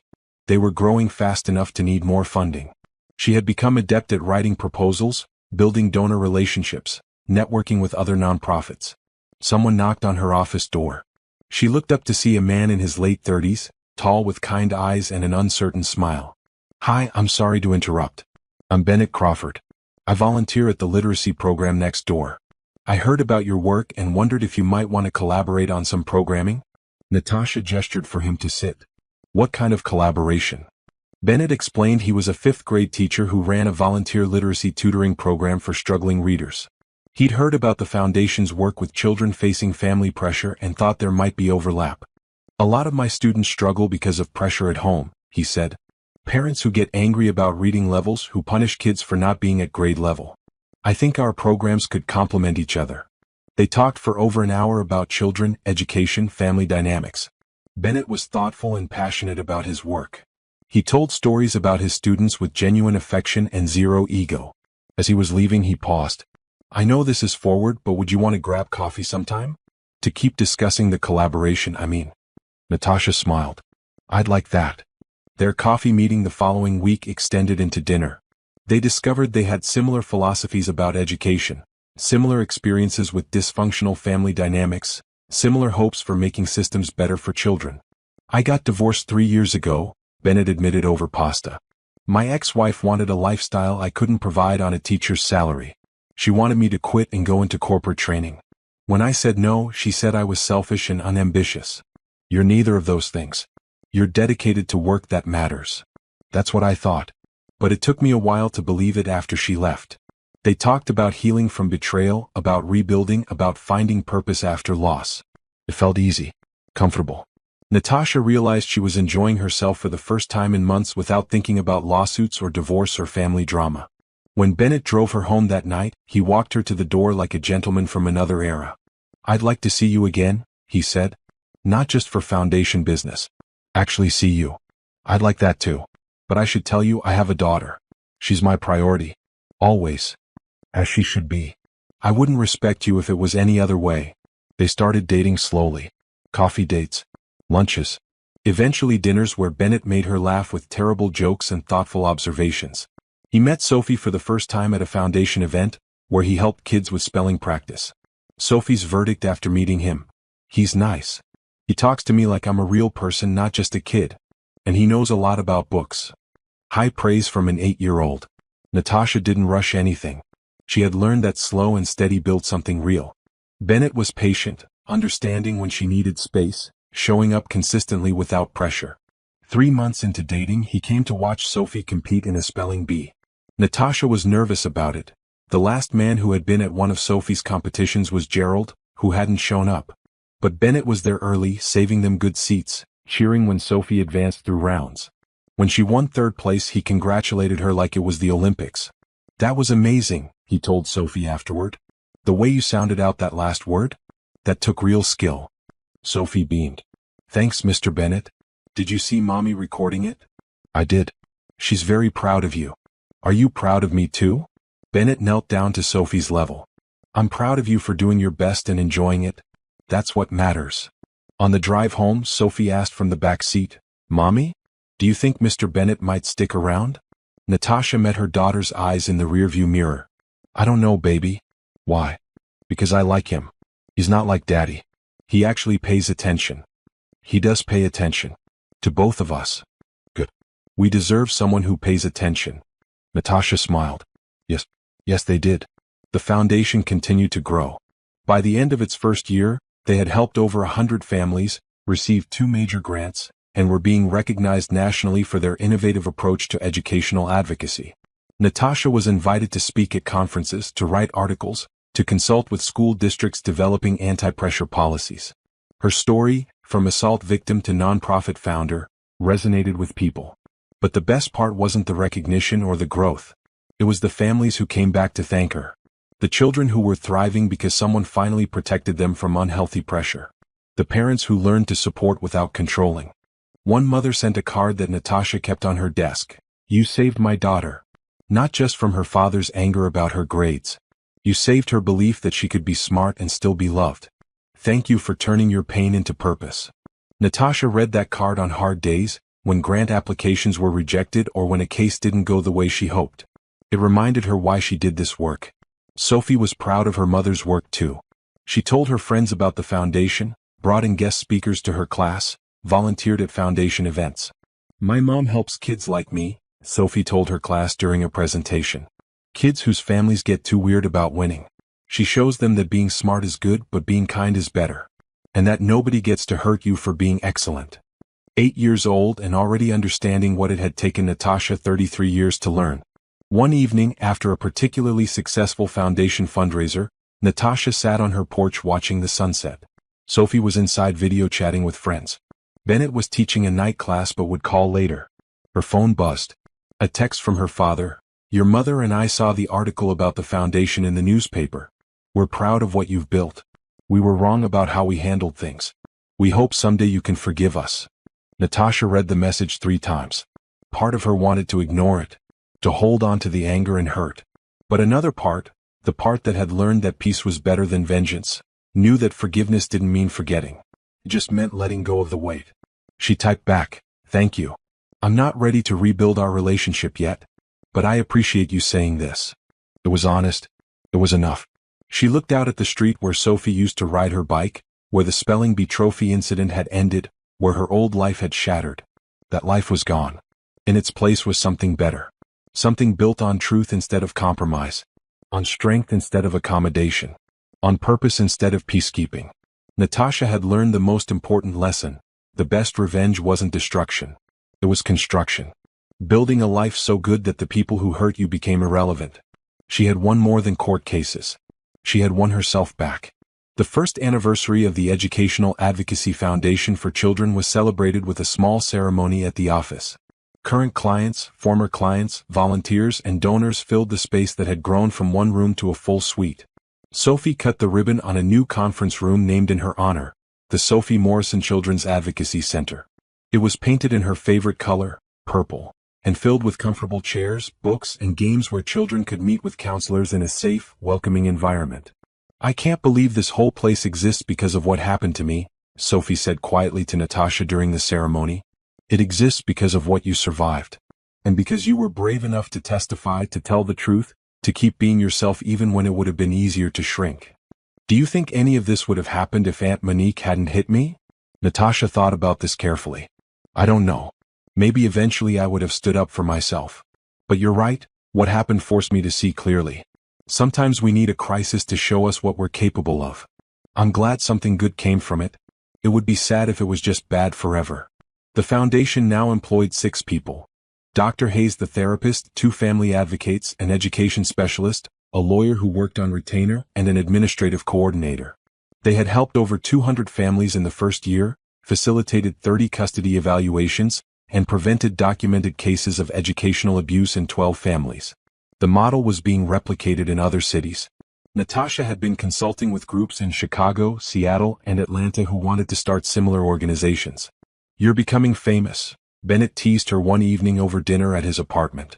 He had cooked, not well but with enthusiasm, and they were attempting to eat his overly ambitious attempt at Thai food. "Not famous, just visible. Is that okay? Being visible after spending so long trying to keep the peace and stay in the background?" Natasha considered this. "It's terrifying and exhilarating at the same time. I spent my whole life trying not to make waves. Now I'm making waves professionally. It's strange. It suits you. You're good at it." They had been dating for 8 months now. It was still slow, still careful, but deepening. Bennett had met Natasha's few remaining friends, had come to family events at the foundation, had become a regular presence at Sunday breakfast with Sophie. He was kind. He was steady. He was genuinely interested in Natasha's work and Sophie's life. He asked questions and listened to answers. He showed up when he said he would. He was, in every way, the opposite of Gerald. "I need to tell you something," Bennett said, setting down his fork. "I'm falling for you. For both of you. And I need to know if this is going anywhere because I don't want to invest my heart if you're not ready." Natasha's breath caught. She had been avoiding this conversation, avoiding defining what they were doing, because she was terrified of trusting someone again. "I'm scared," she admitted. "My last relationship ended with lies and betrayal and years of my life wasted. I don't know if I'm ready to risk that again. I understand scared. But I'm not Gerald. I've never lied to you. I've been honest about my divorce, my finances, my intentions. I'm not asking you to marry me tomorrow. I'm just asking if you see a future here." Did she? Natasha thought about the months they'd spent together. The easy conversations. The laughter. The way Bennett treated Sophie with genuine affection and respect. The way he supported Natasha's work without trying to control it. The way he had his own life, his own purpose, but made space for theirs too. "I see a future," she said quietly. "I'm just afraid of it. What if we're afraid together? What if we just take it one day at a time and see where it goes? I can do one day at a time." Bennett smiled. "Then that's what we'll do." They held hands across the table, both of them aware this was a turning point. Not a commitment to forever, but a commitment to possibility. That spring, Sophie competed in the state spelling bee finals again. This time, Natasha sat in the audience with Bennett on one side and Sophie's friend's mother on the other. No family drama. No pressure. Just support. Sophie made it to the final round before missing perspicacious. She came in second place, winning a scholarship and a trophy. Unlike last time, there was no violence in the parking lot. Just congratulations and ice cream with friends. "Are you disappointed?" Natasha asked her daughter later. "No. I did my best. And perspicacious is a really hard word. The kid who won deserved it. I'm proud of you." "I know, Mommy. I'm proud of me too. 9 years old now. Confident. Resilient. Happy." Natasha thought about the 7-year-old who had been slapped in a parking lot, who had testified in court, who had watched her family implode. That child had grown into someone remarkable. The foundation's second-year expansion included partnerships with 3 school districts to implement anti-pressure policies. They developed curriculum for teachers about recognizing signs of unhealthy family pressure. They trained school counselors on advocacy strategies. Natasha was asked to testify before the state legislature about proposed laws requiring schools to screen for educational abuse. She prepared carefully, bringing Sophie with her. "Why do I need to come?" Sophie asked. "Because you're the reason these laws are being considered. Your story matters." At the Capitol, Natasha spoke for 15 minutes about the foundation's work, about the families they'd helped, about the need for systemic change.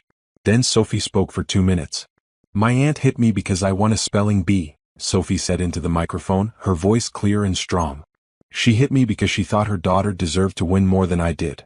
That's not okay. And if there had been a program at my school to help families with this kind of pressure, maybe it wouldn't have happened. Or maybe it would have been caught earlier. Either way, kids need protection. Not just from strangers but from family members who put winning ahead of their welfare." The committee room was silent when she finished. Several legislators had tears in their eyes. The bill passed unanimously 2 months later. Sophie Morrison's law required all public schools in the state to implement screening protocols for educational abuse and provide resources to families identified as at risk. "There's a law named after me," Sophie said in wonder when Natasha told her the news. "That's so cool. You changed things, baby. Your pain became purpose. Just like you, Mommy." Gerald had faded to the edges of their lives. He still had supervised visits, but he missed them frequently with work excuses. When he did show up, his conversations with Sophie were stilted and superficial. "Dad asked me if I still do spelling bees," Sophie mentioned after one visit. "I've been telling him about them for months, but he doesn't remember. It's like he doesn't really listen." "I'm sorry, baby. It's okay. I have Mr. Bennett now. He remembers everything." Bennett had become Uncle Bennett to Sophie at her insistence. He came to her school events, helped with homework, taught her to play chess. He was building a relationship with her separate from his relationship with Natasha, which Natasha appreciated. "If this doesn't work out between us," Natasha told Bennett one evening, "you'll break her heart. Then I better make sure it works out." By the foundation's second anniversary, Natasha had been featured in 3 national publications, spoken at a dozen conferences, and consulted with organizations in 8 states. The foundation was sustainable now, with steady funding from grants and donors. She had also started writing a book about her experience. The working title was When Family Hurts: Protecting Children from the People Who Should Love Them Most. "Tell me if this is too much," she read to Bennett from her draft. "Tell me if it sounds preachy or victimized or anything other than helpful. Read it to me." She read him the introduction, her voice shaking slightly. "My sister slapped my daughter across the face in a parking lot because my child won a spelling bee. That moment shattered my family but saved my life. It forced me to see patterns I had ignored, to confront truths I had avoided, and to choose my child's welfare over family peace. This is the story of that choice and everything that followed." Bennett was quiet when she finished. "Then, it's perfect. It's honest without being bitter. Strong without being harsh. You're giving people permission to protect their children even when it costs them their families. Do you think anyone will read it? I think thousands of people will read it and feel less alone." The book proposal was picked up by a publisher 3 months later. The advance was modest, but the opportunity to reach more people was invaluable. Natasha worked on the manuscript between foundation duties, pouring years of pain and learning onto the page. Sophie read parts of it and had feedback.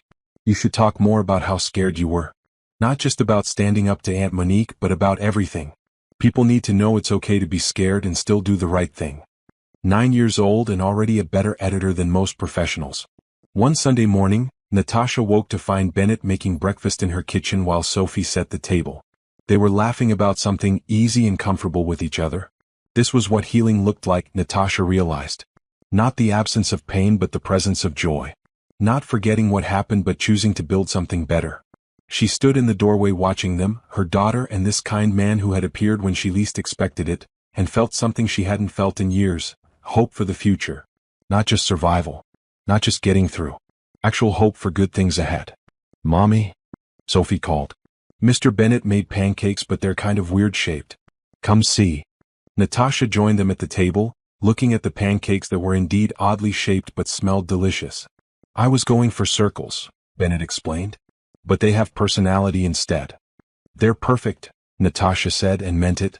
They ate breakfast together, the three of them talking about Sophie's upcoming school project, Bennett's student who had just learned to read, the foundation's newest grant award. Normal things. Good things. Later, after Bennett left for a teacher conference and Sophie was upstairs reading, Natasha sat at her desk working on the book. She was writing the chapter about the divorce trial, about discovering the full extent of Gerald's deception. The betrayal taught me something crucial, she wrote. The people who hurt us often show us what they're capable of long before the final revelation. We just choose not to see it because seeing it would require action, would require change, would require us to stop being who we were and become who we needed to be. My ex-husband's lies weren't sudden.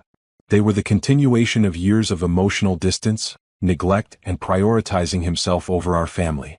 I just didn't want to see it clearly until I had no choice. She read it back to herself. It was true. All of it. The signs had been there with Gerald, with Monique, with her parents enabling. She just hadn't been ready to see them. But she was ready now. Not just to see clearly but to help others see clearly too. The foundation, the book, the advocacy work, raising Sophie to be strong and kind, this was her purpose. Built from the ashes of everything that had burned down. And it was enough. More than enough. It was everything. The state spelling bee was held at a convention center downtown, much larger than the district competition where everything had started 2 years ago. Natasha sat in the audience between Bennett and Sophie's best friend's family, watching her daughter compete. Sophie was 10 now, taller and more confident than the 7-year-old who had been assaulted in a parking lot. She had been through therapy, had testified in court twice, had watched her family disintegrate and rebuild into something better. And she was still here, still competing, still loving words and language and the challenge of spelling. That was its own kind of triumph. The competition was intense. 43 spellers from across the state, all of them brilliant. Sophie made it through round after round, her face calm and focused as she approached the microphone each time. "May I have the definition, please?" she would ask, then the language of origin, then use it in a sentence. Her process was methodical, confident. In the final round, it came down to Sophie and a boy from San Francisco. The word they gave Sophie was resilience. She smiled slightly before beginning. Resilience. Resilience. "That is correct," the announcer called. If the boy missed his word, Sophie would win. Natasha held her breath. The boy was given entrepreneur. He spelled it correctly. They went 3 more rounds, both of them perfect. Finally, on round 19, Sophie was given acquiesce. She took her time. Acquiesce. Acquiesce. Acquiesce. Correct. The boy approached the microphone for his word. Surveillance. He started strong, surveil. Then hesitated. NCE. The bell rang. Incorrect. Sophie won the state spelling bee. The auditorium erupted in applause. Sophie's face broke into a huge grin as she accepted the trophy. Natasha was crying, Bennett's arm around her shoulders, both of them cheering.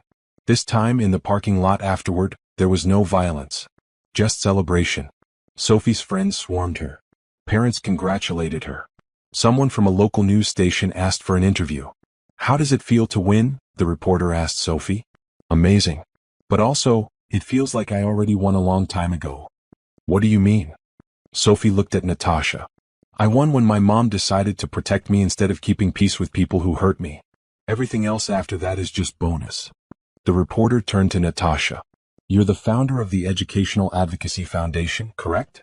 The organization that helps children facing family pressure." "I am. Your story has become well known. How does it feel to be here 2 years after the incident that started all this?" Natasha looked at her daughter holding her trophy, at Bennett standing proud beside them, at the life they had built from ruins. "It feels like justice," she said simply. "Not the revenge kind. The healing kind." Among the crowd, Natasha noticed 2 familiar figures standing at the back. Her parents. They had come. After the reporters dispersed, her father approached cautiously. Her mother stood back, uncertain. "You were wonderful, Sophie," her father said. "Congratulations." "Thanks, Grandpa." Her mother stepped forward then. "Natasha, we'd like to talk sometime. If you're willing. We've been wrong about a lot of things. We'd like to try to make it right." Natasha studied her mother's face. She looked older, tired, but also sincere.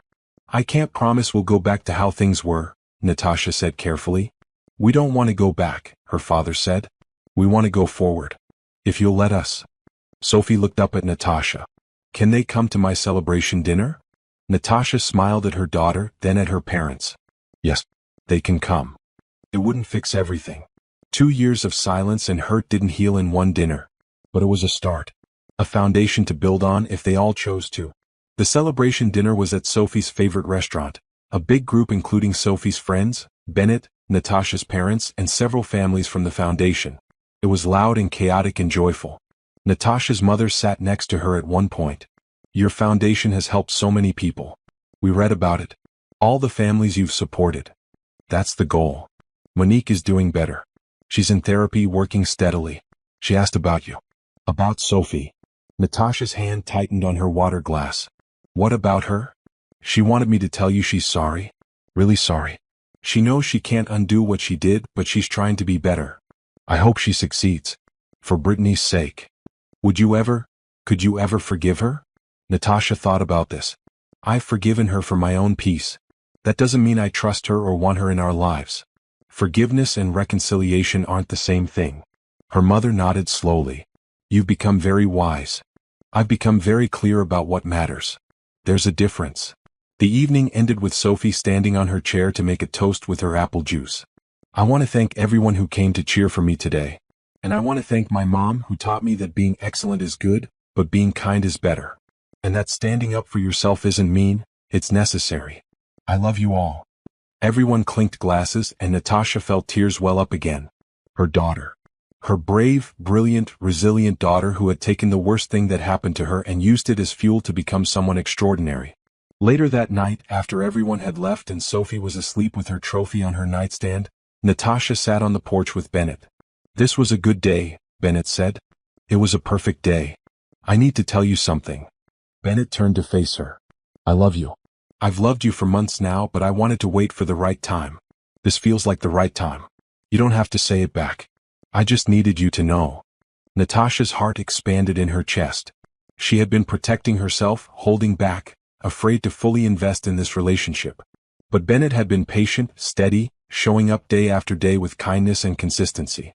I love you too, she said. I've been afraid to say it. Afraid to jinx it or trust it or believe it was real. But it is real, isn't it? It's real. They sat in comfortable silence, holding hands, watching the street where Natasha's old life had ended and her new one had begun. The book was published 6 months later. When Family Hurts, Protecting Children from the People Who Should Love Them Most became a bestseller in the parenting category. Natasha did a book tour, speaking at libraries and bookstores and parent organizations across the country. The foundation expanded to 4 cities. The model worked. Protecting children from family pressure, providing resources and advocacy, teaching parents healthier ways to support achievement without creating toxicity. Gerald remained mostly absent. He had moved to another state for work, saw Sophie 3 times a year for supervised visits, paid his child support on time but nothing more. Sophie had long since stopped expecting more from him. It's sad, she told Natasha one day, that he doesn't want to know me. But it's also okay. I have enough people who do want to know me. Monique sent a letter on the 3rd anniversary of the assault. Natasha read it once, then filed it away. The letter was apologetic, explaining Monique's therapy journey, her understanding now of what she'd done and why. It asked for nothing but wanted Natasha to know she was truly sorry. Natasha didn't respond to the letter. Maybe someday she would. Maybe not. She had learned that some relationships ended and that was okay. That you could wish someone well and still not want them in your life. Bennett proposed on a random Tuesday evening while they were making dinner together. No grand gesture, no elaborate plan. Just him, Natasha, and the truth between them. Marry me, he said simply. Not because you need me but because we're better together than apart. Marry me because we've built something real and I want to keep building it for the rest of our lives. Yes, Natasha said, tears streaming down her face. Yes. They told Sophie together. She jumped up and down screaming with excitement. Does this mean Mr. Bennett will live here? And I get to be a flower girl? And we'll be a real family? We're already a real family, Bennett said. This just makes it official. The wedding was small, held in the foundation's garden space. Sophie was the maid of honor. Natasha's parents attended, walking a careful line of being present without overstepping. Some college friends Natasha had reconnected with came. Bennett's family filled several rows, warm and welcoming. Natasha wore a simple cream dress and carried wildflowers. Bennett cried when he saw her. Sophie cried too. Everyone cried. I used to think love meant keeping the peace, Natasha said in her vows. That being a good partner meant accommodating and compromising and smoothing over problems. But you taught me that real love is honest. It's standing beside someone in their truth. It's being brave enough to be fully yourself and trust that you'll be loved anyway. Thank you for showing me what real love looks like. Bennett's vows were equally emotional. You're the strongest person I know. Not because you never break, but because you always rebuild better than before. Thank you for letting me be part of your rebuilding. Thank you for trusting me with your heart and with Sophie's. I promise to honor both for the rest of my life. The reception was full of dancing and laughter. Sophie gave a toast that made everyone cry again. My mom taught me that the best revenge is a life well lived. Today, looking around at all the people who love us, at the foundation she built, at the families we've helped, at Mr. Bennett who makes her smile every day, I think she was right. This is the best revenge. Being happy, being safe, being loved. Thank you all for being part of our new family. 4 years after the SpellingBee assault, Natasha stood at a podium accepting an award for the foundation's work. The National Child Advocacy Award recognized organizations that had made significant impact in protecting children's welfare. I started this foundation because my daughter was hurt, Natasha told the audience. Because my sister's jealousy turned violent and my family chose to protect the wrong person. But what I learned through that pain was that family isn't just about blood. It's about who shows up, who protects you, who celebrates your successes without resentment, who stands by you when standing by you is difficult. The real family I have now includes my daughter, my husband, the colleagues who work tirelessly at the foundation, the families we serve, and all of you who support this work. Together, we're proving that the best response to being hurt isn't hurting back. It's building something so beautiful that the people who hurt you become irrelevant. 4 years ago, I was broken. My daughter was traumatized. Our family had fractured. Today, we're whole. Not despite what happened, but because of what we chose to do with what happened. We chose purpose over bitterness, construction over destruction, love over revenge. That's the message I want to leave you with tonight. Your pain can become your purpose. Your trauma can transform into triumph. And the best revenge isn't destruction. It's building a life so good that the people who hurt you don't matter anymore. The standing ovation lasted 3 minutes. Natasha stood there thinking about 7-year-old Sophie getting slapped in a parking lot, about the lawsuits and divorce and family estrangement that followed, about every difficult decision and painful choice.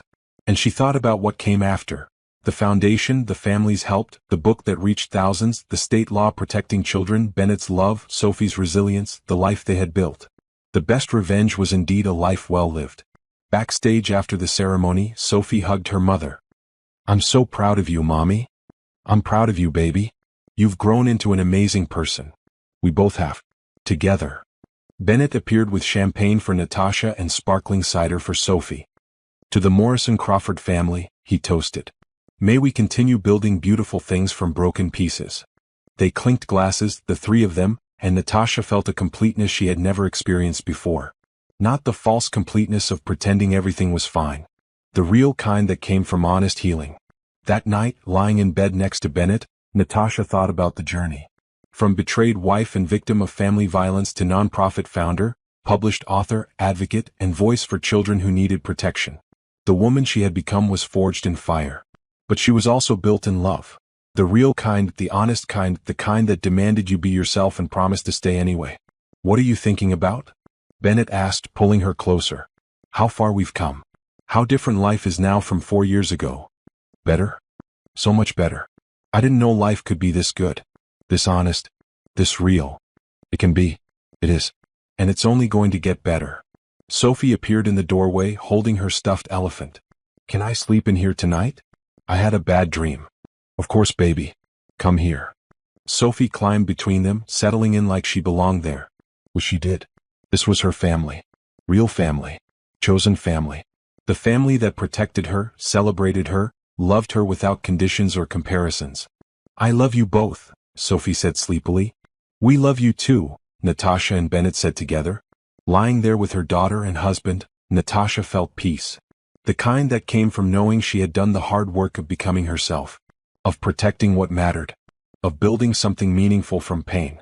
4 years ago, her sister had slapped her daughter in a parking lot. That violence had broken everything familiar. But from those broken pieces, Natasha had built a life of purpose, a family of love, and a legacy of helping others do the same. The best revenge wasn't burning down the people who hurt you. It was standing tall in the life you built without them. And Natasha was standing very tall indeed.